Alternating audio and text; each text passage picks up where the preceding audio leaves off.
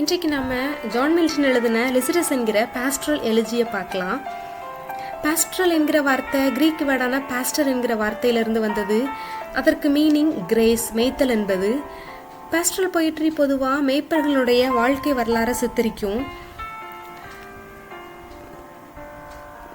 Pastoral poetry மேய்ப்பர்கள் தங்களுடைய நாட்டுப்புற எளிதான வாழ்க்கையில் செய்கின்ற செயல்கள், மகிழ்ச்சி, துக்கம் போன்றவற்றை விவரிக்கிறது. எலிஜி என்பது மார்னிங் போயம், புலம்பல் பாடல். பாஸ்ட்ரல் எலிஜி என்பது ஒரு ஷெப்பர்ட் இன்னொரு ஷெப்பர்டனுடைய மரணத்தை பற்றி பாடுகிற புலம்பல் பாடல் தான் பாஸ்ட்ரல் எலிஜி. இங்கே லிசிடஸ் என்பதில் மில்டன் தன்னை ஒரு ஷெப்பர்டாகவும் மரணித்து போன தன்னுடைய நண்பரான எட்வர்ட் கிங்கை ஒரு ஷெப்பர்டாகவும் கருதி எழுதுகிற பாடுகிற பாடல் தான் இந்த லிசிடஸ் என்கிற பாஸ்ட்ரல் எலிஜி. இதில் மில்டன் நாட்டுப்புற வாழ்க்கையை, அந்த ஷெப்பர்ட்ஸினுடைய லைஃப்பை ரொம்ப அழகாக விவரிக்கிறாரு. மில்டன் இந்த போயமை தன்னுடைய நண்பரான எட்வர்ட் கிங்குக்கு டெடிகேட்டட் பண்ணுறதா சொல்கிறாரு. இந்த போயம் 1637 எழுதப்பட்டது. 1626 கிங்கோட ஜான் மில்டனும் படிக்கிறாரு. King was very popular among the students. எல்லா மாணவர்கள் மத்தியில் ரொம்பவே புகழ்பெற்றவராக இருக்கிறாரு எட்வர்ட் கிங்.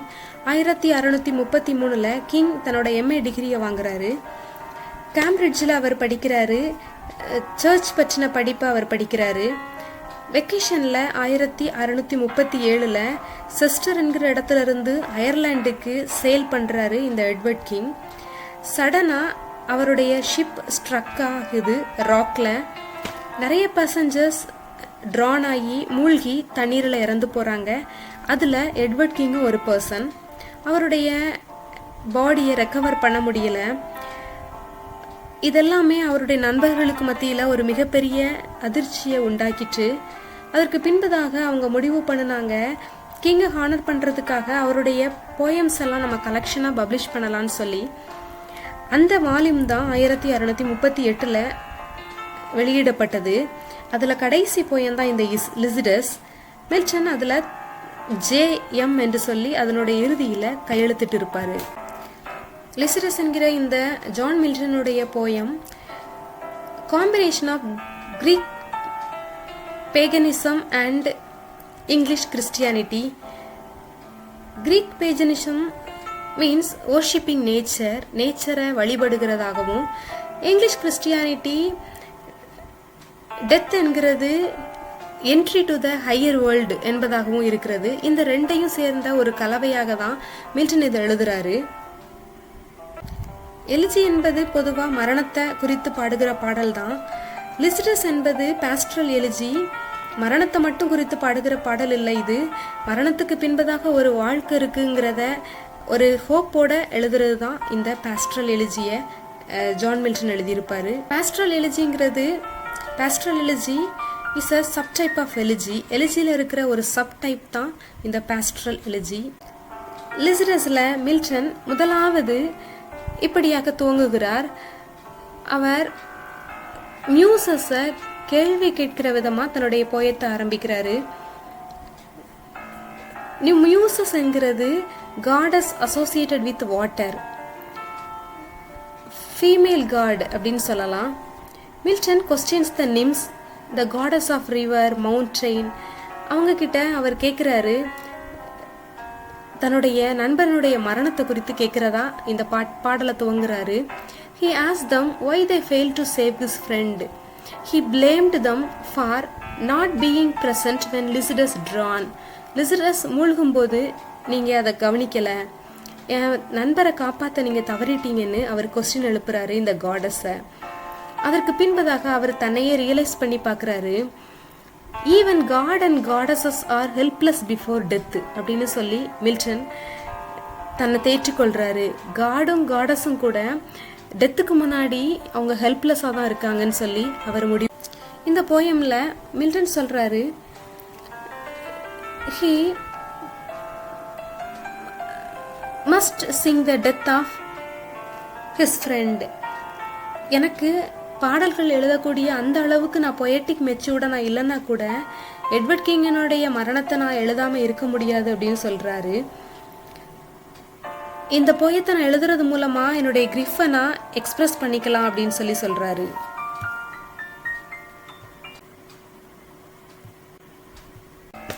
மில்டன் இந்த போயத்தை துவங்கும் போது லாரல்ஸ் அண்ட் மிச்சல் அப்படிங்கிற எவர் கிரீன் ட்ரீயை அட்ரஸ் பண்ணி எழுதுறாரு.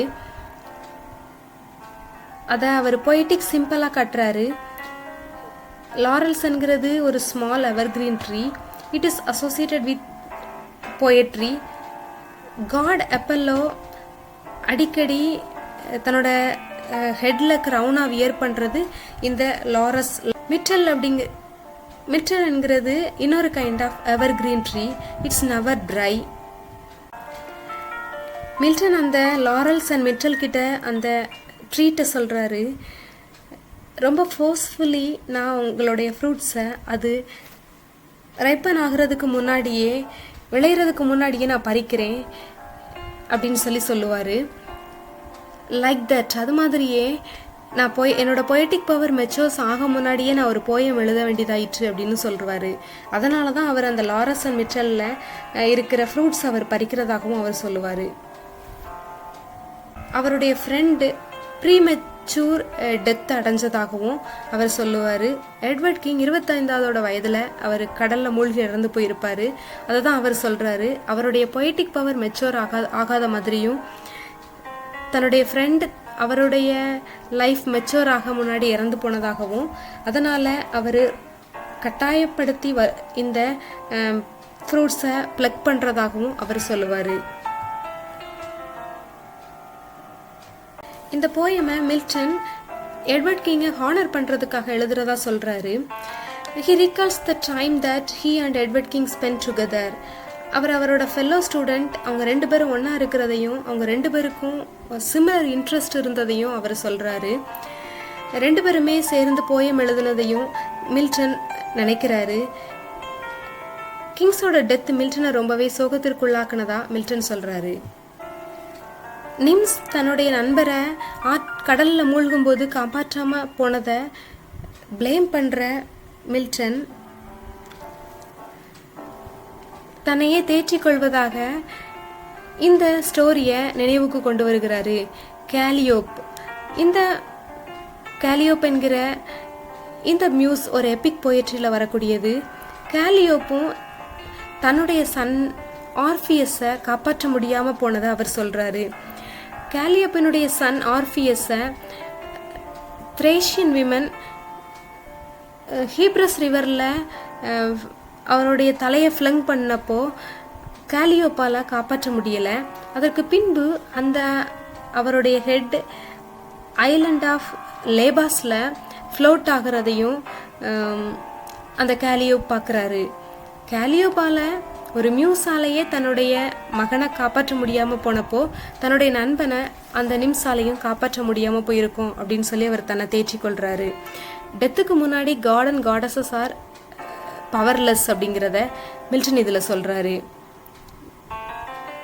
அதற்கு பின்பு மில்டன் இந்த டெத்துக்கு அப்புறம் தன்னுடைய லைஃப்பை பொயட்ரிக்காக அவர் ஸ்பெண்ட் பண்ண போகிறதாகவும், இந்த வேர்ல்ட்லி ப்ளஷருக்காக தன்னுடைய வாழ்க்கையை அவருக்கு கொடுக்க போகிறது இல்லைன்னு அவர் சொல்லுவார்.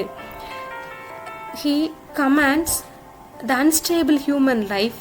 He states that human beings are interested in worldly pleasure to get famous அப்படின்னு சொல்லுவார். ஹியூமன் பீப்புள் எல்லாம் ஃபேமஸுக்காக தான் இந்த வேர்ல்ட்லி ப்ளஷராகவும் இன்ட்ரெஸ்டாகவும் இருக்கிறாங்க. அவங்களுக்கு ஃபேமஸ் ஆகணுங்கிறது தான் விருப்பங்கிறத போயட்டு சொல்கிறாரு. சீரியஸ் போயட்ஸ் இருக்கிறாங்க, அவங்க சீரியஸாக போயம் எழுதுவாங்க. ஆனால் அவங்களுடைய போயம் ஃபேம் ஆகிறதுக்கு முன்னாடி அவங்க மறித்து போயிடுறாங்கங்கிறத தன்னுடைய நண்பரை மீன் பண்ணி மில்டன் இதில் சொல்லுவார். மில்டன் இந்த போயமில் 2 டிக்ரெஷனை வைக்கிறாரு. டிக்ரெஷனுங்கிறது மெயின் தீமை விட்டு நகர்ந்து வேறொரு தாட்டை கொடுக்கறது. ஃபர்ஸ்ட் அவர் வைக்கிற டிக்ரெஷன் ஃபேம். ஃபேமை குறித்து அவர் சொல்லும்போது காட் அப்பல்லோ மில்டனுக்கு ரிப்ளை பண்ணுது, ரியல் ஃபேமுங்கிறது depends upon the opinion of the people, not depends upon the opinion of the people அப்படிங்கிறத காட் அப்பல்லோ மில்டனுக்கு ரிப்ளை பண்ணும். ஏர்த்லி ரெகக்னேஷன் கிடையாது ஃபேம்ங்கிறது, ஹெவன் ரெகக்னேஷனாக இருக்கணும் அப்படின்னு சொல்லுவோம். True fame arises from the approval of God himself அப்படின்னு அப்பல்லோ சொல்லுது. That fame is immortal. God கொடுக்குற அந்த ஃபேம், அந்த ஹெவன்லி ஃபேம் இம்மார்டல், அழிந்து போகாது. அது அந்த ஃபேம் போயிற்று ஒருவேளை மறைந்து போனால் கூட அது அந்த ஃபேம் புகழ் மறைந்து போகாதுன்னு இந்த காட் அப்பல்லோ மில்டனுக்கு பதில் கொடுக்குது. மில்டன் இப்போ விண்டை கொஸ்டின் பண்ணுறாரு. இந்த விண்டெல்லாம் ஏன் என்னுடைய நண்பரை பார்க்காம போனது என்னன்னு சொல்லி கேட்குறாரு. அதற்கு பதிலாக Hippotades the god of winds reply பண்ணுது. Lycidas dies because of his boat was defective not because of storm அப்படின்னு சொல்கிறாரு. அவருடைய போட் டிஃபெக்டாக இருந்ததுனால தான் லிசிடஸ் செத்து போனாரே தவிர எங்களுடைய ஸ்ட்ராம்னால இல்லை, விண்டுனால இல்லை அப்படிங்கிறத ஹிப்போடேட்டஸ் அப்படிங்கிற காட் ஆஃப் விண்ட்ஸ் மில்டனுக்கு தெரிவிக்கிறாரு. மில்டன் ஒரு ப்ரொசஷனை இப்போ இன்ட்ரடியூஸ் பண்ணுறாரு. They were all mourning the death of Lycidas. அந்த ப்ரொசஷனில் போகிற எல்லாருமே, அந்த மர்னர்ஸ் எல்லாருமே லிசிடஸ்னுடைய டெத்துக்காக அவங்க தே ஆர் வீப்பிங், அழுறாங்க. அதில் ஒன் ஆஃப் தம் கேமஸ். கேமஸ்ங்கிறது கேம்பிரிட்ஜ் இருக்கிறதான அந்த ரிவர். கேமஸ் ரிவர் கேம்பிரிட்ஜ் யூனிவர்சிட்டியை ரெப்ரசன்ட் பண்ணுறதா மில்டன் இங்கே.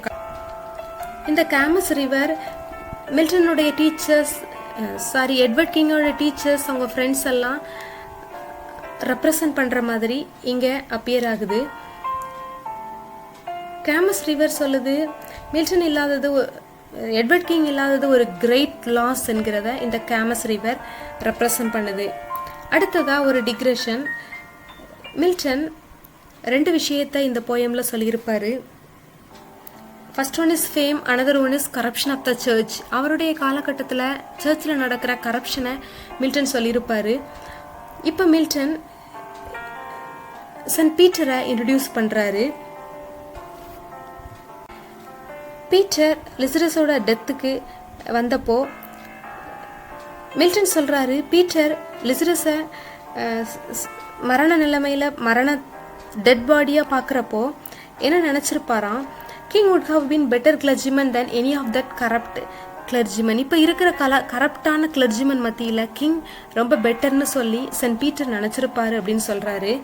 அந்த டைமை ஒரு காரணமாக வைத்துக்கொண்டு, சென்ட் பீட்டரை ஒரு காரணமாக வைத்துக்கொண்டு இப்போ மில்டன் கிளர்ஜிமேனை, கரப்டட் கிளர்ஜிமேனை இங்கே பிளேம் பண்ணுறாரு.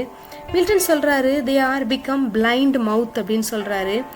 தே do not address the problem of their பீப்புளுக்காக அவங்க கவலைப்படுறதில்ல. They do not lead their sheeps properly. அவங்க ஆடுகளை சரியாக மேய்க்கிறதில்ல. அவங்க தங்களை பற்றி மட்டும்தான் யோசிக்கிறாங்க.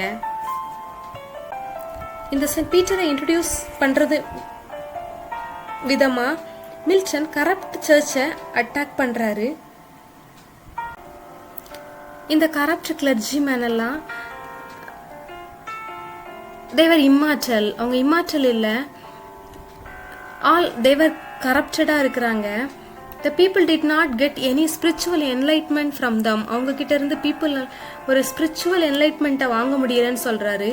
அவங்களுடைய சர்மன்ஸ் வேர் எம்டி. அவங்களோட சர்மன்ஸ்லாம் எம்டியாக இருக்கிறதாகவும் மில்டன் சொல்கிறாரு. தே ரிமைன்ஸ் ஹங்க்ரி அண்ட் டிஸாட்டிஸ்ஃபைடு. அவங்க நிறைவடைகிறதில்ல, ஹங்க்ரியாகவே இருக்காங்க. அவங்களுடைய ரிலீஜியஸ் டாக்ட்ரின்ஸ் எல்லாம் டேஞ்சரஸ்க்கு தான் அவங்களுடைய ஷீப்ஸை வழிநடத்தும் அப்படின்னு மில்டன் பிளேம் பண்ணுறாரு. மில்டன் கிளர்ஜிமேனை, அவருடைய டைமில் இருந்த கிளர்ஜிமேனை 3 டைப்பாக பிரிக்கிறாரு.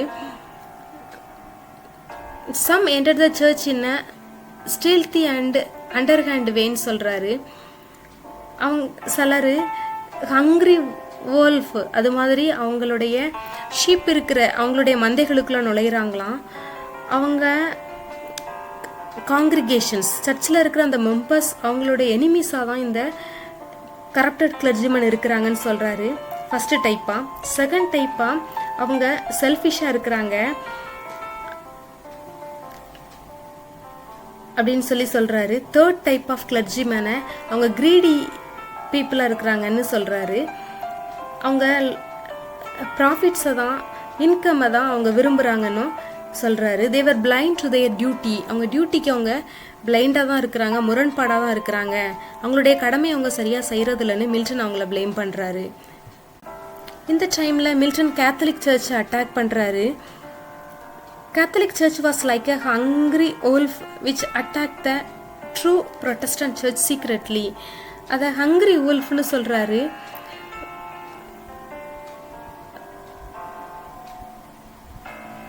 அதர் வேர்ட்ஸ் அவர் என்ன சொல்ல வராருன்னா, more people were converted to Roman Catholicism அப்படின்னு சொல்றாரு. But nothing was done by the Protestant clergy to stop the ruin. நிறைய ப்ரொட்டஸ்டன்ட்ல இருக்கிற பீப்புள் ரோமன் கத்தலிக்கா போறாங்க, ஆனா ப்ரொட்டஸ்டன்ட் கிளர்ஜிமேன் இதை ஸ்டாப் பண்றதுக்கு எந்த வேலையும் செய்யறதில்ல அப்படின்னு அவங்கள அவர் பிளேம் பண்றாரு. இதற்கான பனிஷ்மெண்ட் ரொம்ப பக்கத்துல இருக்கிறதாவும், காடோடைய ஆங்கர் வரும்போது இவங்கெல்லாம் தண்டிக்கப்படுவாங்கன்னு சொல்றாரு. One blow would be sufficient to put an end to all this evil. ஒரு blow போதும், no second blow would be needed. அடுத்த blow தேவையில்லை அப்படின்னு சொல்லி இவங்களை தண்டிக்கிறதுக்கு செகண்ட் ப்ளோ தேவையில்லை, ஃபர்ஸ்ட் ஒன்னே போதும், எல்லா ஈவில்ஸுக்கும் ஒரு எண்டு வந்துரும்னு மில்டன் இதுல சொல்றாரு. இந்த டைம்ல மில்டன் கிரிம் வால்ஃப் வித் பிரிவிலா அப்படின்னு சொல்லி ரோமன் கேத்தலிக் மிஷனரிஸை அவங்களுடைய நேச்சரை ரிமைண்ட் பண்றாரு. அவ்வளோ ஒரு குட் அண்ட் பியூட்டிஃபுல் நேச்சர்டு பர்சன் தான் ரோமன் கேத்தலிக் மிஷனரிஸ்னு அவர் சொல்றாரு. நான் return to the main theme. இப்போ இந்த டிக்ரெஷன்ல இருந்து வெளியில வர்றாரு மில்டன். மெயின் பாயிண்ட்டுக்கு அவர் இப்போ வர்றாரு. Milton calls the valley to bring different flowers to be placed on the tomb of Lycidas. வேலிஸை கூப்பிடுறாரு, பள்ளத்தாக்குகள் எல்லாம் டிஃப்ரெண்ட் கைண்ட்ஸ் ஆஃப் ஃப்ளவர்ஸை கொண்டு வந்து லிசிடஸனுடைய டாம்ப்ல வைங்கன்னு சொல்றாரு. அப்போ மில்டன் நினைச்சு பார்க்குறாரு, வேலிஸ் கிட்ட கேட்குறாரு to bring the spring flowers. Spring flowers எல்லாம் கொண்டு வாங்க, purple, primrose, white pink, musk rose, daffodils இதெல்லாம் கொண்டு வாங்கன்னு சொன்ன Milton suddenly he remembers one thing, Lycidas has drowned. திடீர்னு நினைக்கிறாரு, லிசிடஸ் மூழ்கி தானே இறந்து போனாரு, his body has not been recovered, அவருடைய பாடி கண்டுபிடிக்கப்படலை. So the flowers cannot cover the dead body of Lycidas. ஃப்ளவர்ஸால் லிசிடஸோட டெட் பாடியை கவர் பண்ண முடியாதுன்னு மில்டன் இப்போ சொல்றாரு. மில்டன் வியப்படைந்து சொல்றது என்னன்னா, எட்வர்ட் கிங்கோட பாடி ஸ்காட்லாண்ட் இல்லைனா கார்ன்வால் இல்லைனா எனி அதர் பிளேஸ்ல இருக்கும் அப்படின்னு அவர் சொல்றாரு. மில்டன் இப்ப தன்னுடைய ஃபெல்லோ ஷெப்பர்ட்ஸை அழ வேண்டான்னு சொல்றாரு. He is really not dead அப்படின்னு சொல்றாரு. He is in heaven with god அப்படின்னு தன்னுடைய எட்வர்ட் கிங் நண்பரை சொல்றாரு. Now Edward King or Lycidas is entertained by angels அப்படின்னு ஃபெல்லோ ஷெப்பர்ட்ஸுக்கு சொல்றாரு. அதனால டோன்ட் கிரைன்னு அவங்களுக்கு மில்டன் சொல்றாரு. மில்டன் இந்த எலிஜியை ஒரு கன்சோலேஷன் அண்ட் ஹோப்போட முடிக்கிறாரு.